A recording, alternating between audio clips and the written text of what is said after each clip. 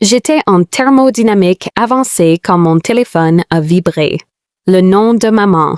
Je l'ai laissé aller à la messagerie vocale. 30 secondes plus tard, il n'a plus sonophonique. Il a vibré, Madke. Encore et encore. Au 4e appel, le professeur Mitchell a fait une pause à mi-chemin et m'a regardé. J'ai dit « Pardon » et suis entrée dans le couloir. Catherine. La voix de maman avait cet avantage, celui qu'elle utilisait quand elle avait déjà décidé quelque chose et s'attendait à la conformité. Je t'ai retiré de l'école. Tu dois rentrer à la maison immédiatement. Les lumières fluorescentes bourdonnaient au-dessus de nos têtes. Les élèves passaient des sacs à dos chargés de manuels scolaires. Quelqu'un a ri d'un examen. Des sons de campus normaux qui se sentaient soudainement très éloignés. Qu'est-ce que tu racontes? Ton frère a besoin d'aide pour sa nouvelle entreprise. Un vrai soutien familial, pas ce fantasme académique égoïste. Tu vis. J'ai déjà soumis les formulaires de rétractation au registre. Tu as fini là-bas. Ma main se serra sur le téléphone. Tu ne peux pas me retirer. J'ai 23 ans. Je suis répertoriée comme votre contact d'urgence. Ils ont été très accommodants lorsque j'ai expliqué que vous aviez une crise de santé mentale et que vous deviez rentrer à la maison pour un traitement. Sa voix s'éclaircit, satisfaite de sa propre intelligence. Ton père est d'accord que c'est mieux. L'entreprise de Brandon a besoin de quelqu'un pour s'occuper de la comptabilité, et franchement, tu dois à cette famille après tout ce qu'on a investi en toi. J'ai fermé les yeux, compté jusqu'à 3, les ai ouverts. Je te rappelle. Catherine, n'ose pas. J'ai mis fin à l'appel et me suis dirigée directement vers le bâtiment administratif. L'air d'automne était vif, mordant à travers mon pull. Mon souffle est sorti dans les nuages. Le bâtiment de Shaw Engineering s'élevait à ma gauche. 5 étages de verre et d'acier terminés il y a 18 mois. L'héritage de ma grand-mère, ma responsabilité. Le bureau des greffiers avait cette odeur institutionnelle. Vieux papier et moquette industrielle. Le travailleur étudiant au bureau leva les yeux avec l'épuisement du service à la clientèle de la pratique. J'ai besoin de parler à quelqu'un des formulaires de retrait. J'ai dit que quelqu'un les avait peut-être soumis frauduleusement sous mon nom. Ses doigts volaient sur le clavier. Non? Catherine Mary Shaw. Elle est allée très calme. Puis elle décrocha le téléphone, appuya sur un bouton et parla doucement. Madame Henderson, il y a une situation. Catherine Shaw est là. 2 minutes plus tard, j'étais dans un bureau privé. Madame Henderson, le registrar, avait des cheveux argentés et des lunettes de lecture sur une chaîne. Elle croisa les mains sur le bureau. Mademoiselle Shaw, votre mère a appelé il y a 1 heure, a dit que vous souffriez d'une grave dépression et que vous deviez vous retirer immédiatement pour un traitement psychiatrique. Elle a soumis des formulaires via le portail en ligne. Elle a vos informations de connexion. Apparemment, elle n'a pas mes informations de connexion. Elle ne peut pas avoir mes informations de connexion. J'ai plus de 18 ans. Elle n'a aucune autorité légale pour accéder à mes dossiers académiques ou prendre des décisions concernant mon inscription. Madame Henderson hocha lentement la tête. C'est ce que je pensais, mais elle était très insistante et a affirmé qu'elle avait une procuration médicale. Elle ne le fait pas. Ma voix était contrôlée à plat. J'aimerais que ces formulaires soient détruits et j'aimerais parler à la personne autorisée à les accepter. Bien sûr, elle a fait une note. Bien que je devrais mentionner que votre mère est actuellement en attente avec le bureau du doyen. Elle a appelé là-bas quand je lui ai dit que je devais vérifier les informations avant de traiter quoi que ce soit. C'est alors que je l'ai entendue à travers le mur étouffé mais distinct. La voix de ma mère monte en volume. Les mots n'étaient pas clairs, mais le ton était exigeant, composé pour arriver à ses fins. Je me suis levée. Où est le bureau du doyen? Mademoiselle Shaw, on devrait peut-être, s'il vous plaît. Madame Henderson m'étudia longuement. Puis, elle se leva aussi. Suis-moi. Nous avons marché dans le couloir. La suite Dean était derrière des portes doubles. Tapis plus agréable, meilleur éclairage, photos d'anciens élèves distinguées sur les murs. Le bureau de la réceptionniste était vide, mais à travers la porte ouverte d'un bureau intérieur, j'ai clairement entendu ma mère « maintenant ». Je me fiche de vos politiques de confidentialité. Je suis sa mère. Elle fait clairement une dépression. Et vous le permettez en la laissant gâcher sa vie avec un diplôme d'ingénieur quand sa famille a besoin d'elle. L'assistante du doyen, une femme d'une 50aine d'années à la posture impeccable, tenait le téléphone légèrement éloigné de son oreille. Quand elle m'a vu dans l'embrasure de la porte, son expression a changé, le soulagement mélangé à autre chose. Reconnaissance peut-être. Elle avait assisté à la cérémonie d'inauguration du bâtiment. On s'était serré la main. Elle a parlé au téléphone, sa voix professionnellement agréable, mais avec de l'acier en dessous. « Madame, je dois vous arrêter là.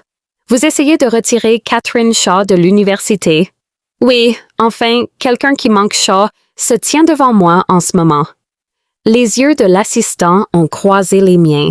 Elle semble être en excellente santé. Elle est également notre plus grand donateur individuel de la dernière décennie.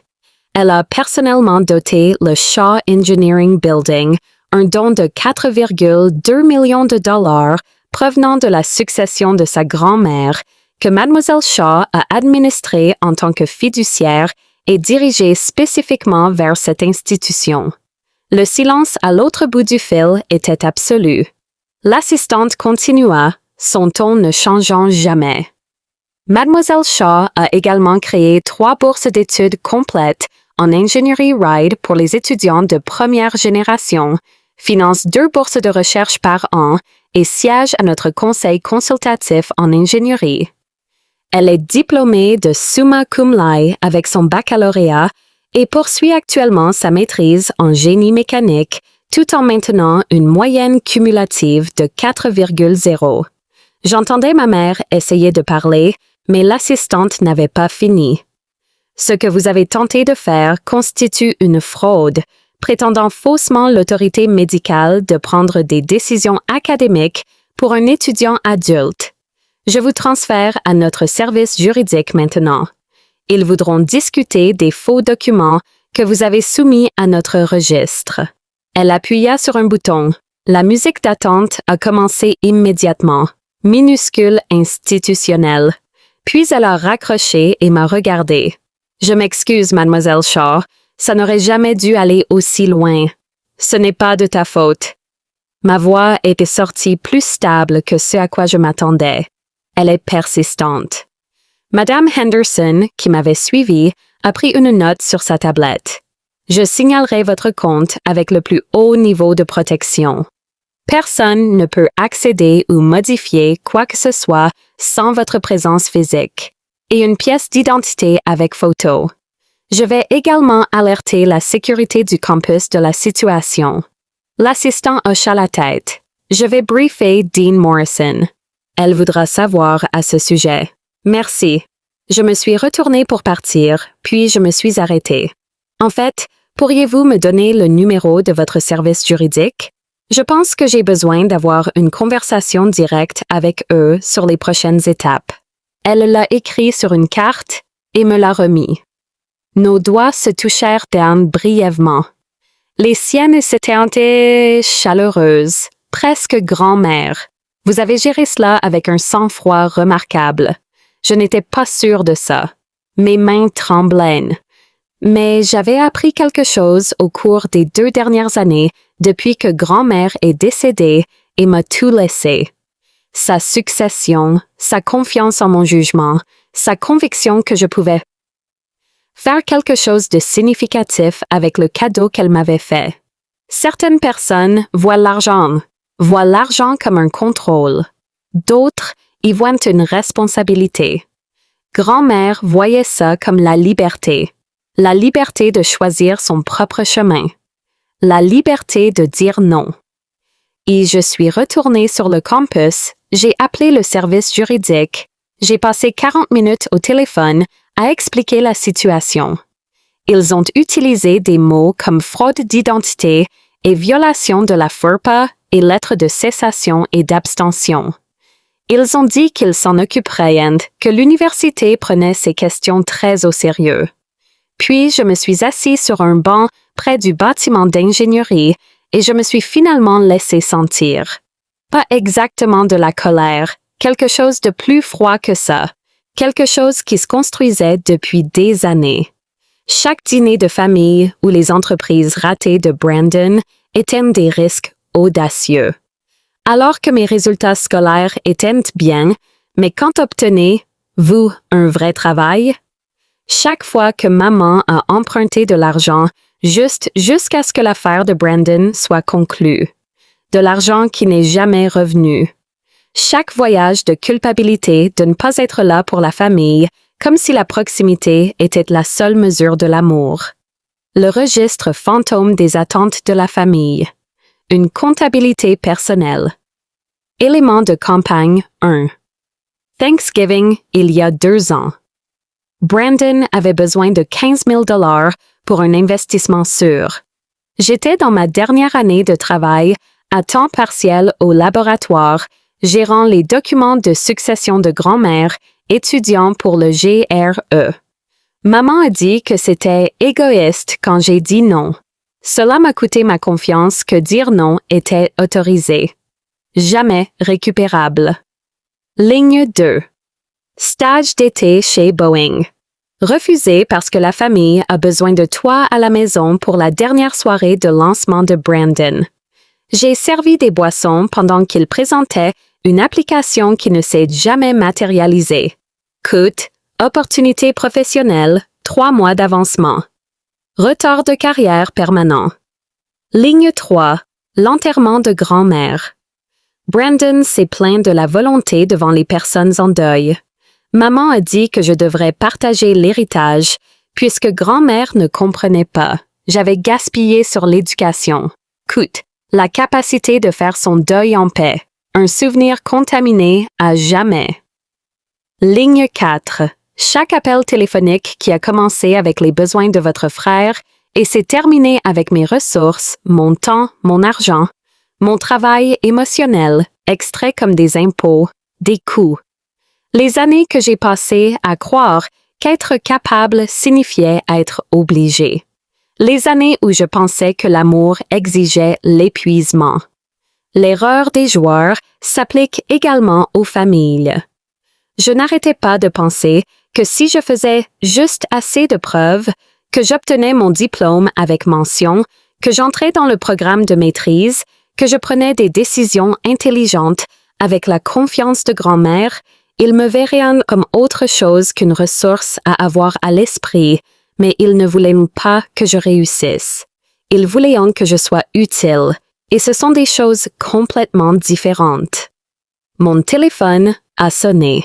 Papa, cette fois je l'ai laissé sonner.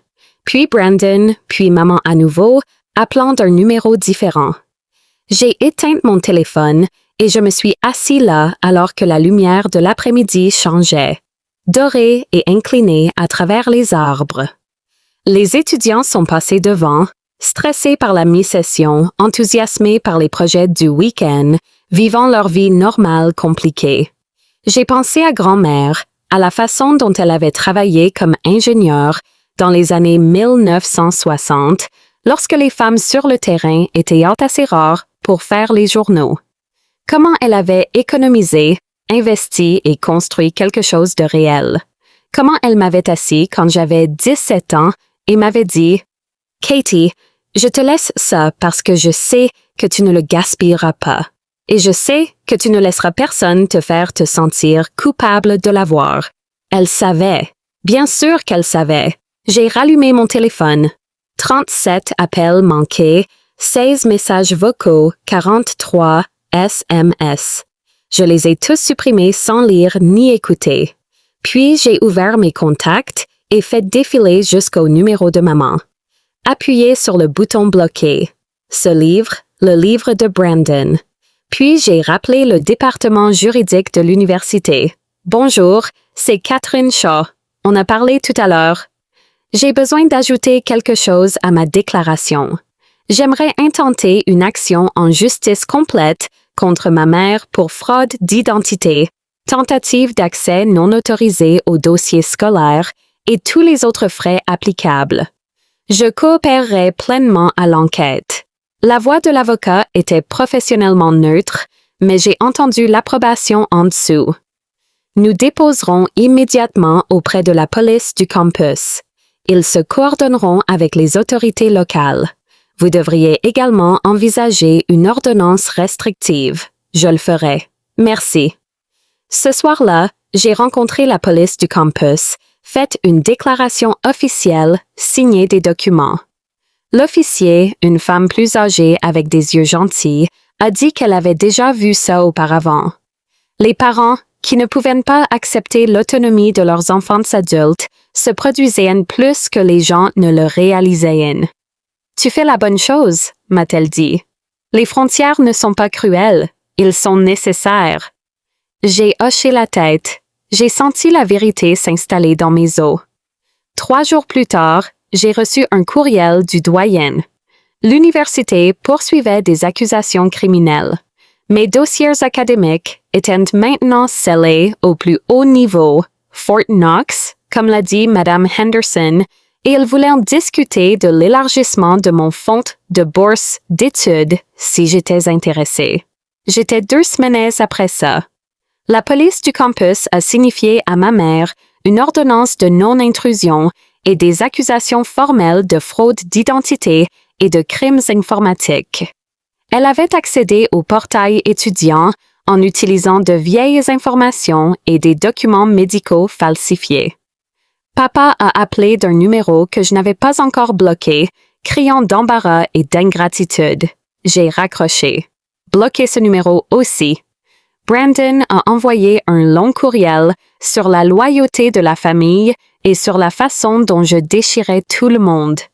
Il a dit que maman était dévastée, que papa ne dormait pas, que j'étais égoïste et froide et que tout n'allait pas avec cette génération. Je n'ai pas répondu, mais j'ai fait une capture d'écran et l'ai envoyée à mon avocat. La documentation, a-t-elle dit, était importante. Pendant des mois plus tard, je suis assis dans le salon d'études du dernier étage de l'immeuble d'ingénierie Shaw. Il est minuit. Le campus est calme. Par la fenêtre, je peux voir les lumières de la ville s'étendre.